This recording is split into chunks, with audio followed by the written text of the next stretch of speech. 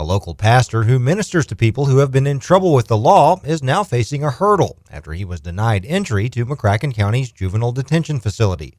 Bill Hughes reports. Anthony Walton is pastor at Christ Temple Apostolic Church on North 12th Street and knows what it's like to be in the court system.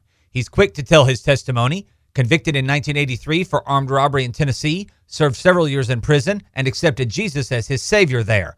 His ministry in Paducah started in 1998 and has grown to include several ministries to ex-offenders. A support group regularly meets at the church, and he hosts a television program called Life After Lockup, which discusses the struggles of those who try to rebuild their lives once they are out of prison.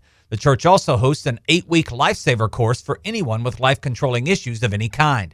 About a month ago, Walton went to the juvenile detention facility at the request of a church member to visit an inmate and was told he had to fill out a background check form.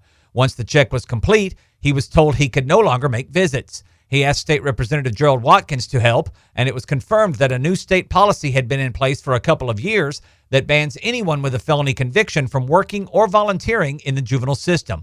Walton said he understands, but was shocked to hear that he wouldn't be able to help local kids. I understand policies and I understand the safety of the juveniles. I definitely understand that.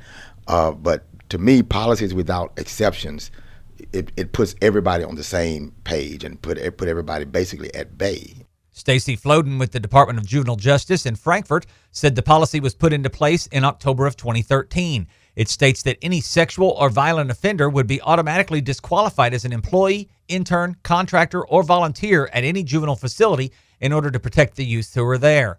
Floden said she spoke to current DJJ Commissioner Bob Hader, who was appointed last November, about the background check requirement. The agency did not want that population of person volunteering with our youth coming into the facility when the standard was higher for our own employees. How would that be fair for a volunteer to come in when you can't be employed with our department if you have a violent offense? Some of the policies mirror language from the Federal Prison Rape Elimination Act of 2003, but portions related to prohibiting violent offenders were written on the state level. She said the policy can always be changed, but that would require several steps. Those include a public comment period that includes interaction with the Department of Public Advocacy, who looks out for the best interests of the juveniles, approval through the Justice and Public Safety Cabinet, and then debate and vote on policies by state legislators. Walton said policies like this seem to indicate that governments don't trust their own rehab system, and it's disappointing that a box checked on a form means he can't help children who are in trouble and give hope to members who ask him to intervene. That part of my life is in the past. It's no longer who I am. I've used it as a stepping stone to help me to become a better person and to help other people. But for it to be used against me to keep me from ministering, what is the ministry if you can't help people? Floden said she understands the situation, but there's really nothing the commissioner can do. And as he said, agree or disagree with the policy, we have to follow the policy for everybody. We can't let one come in and not the others. And there's nothing saying that then a new administration comes in January and they change it back.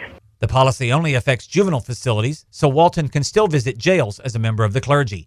Walton has said he's thought about getting the crime expunged from his record several times since he began his ministry, but didn't feel it was very important because it never affected his work until now. He said it's still something to consider. In spite of the situation, Walton is still hopeful that he'll somehow be able to get inside the facility again. I'm still looking for something to happen. Don't really know what and when and how and who to talk to, but I'm still doing all I can do to try to get an exception. I'm Bill Hughes.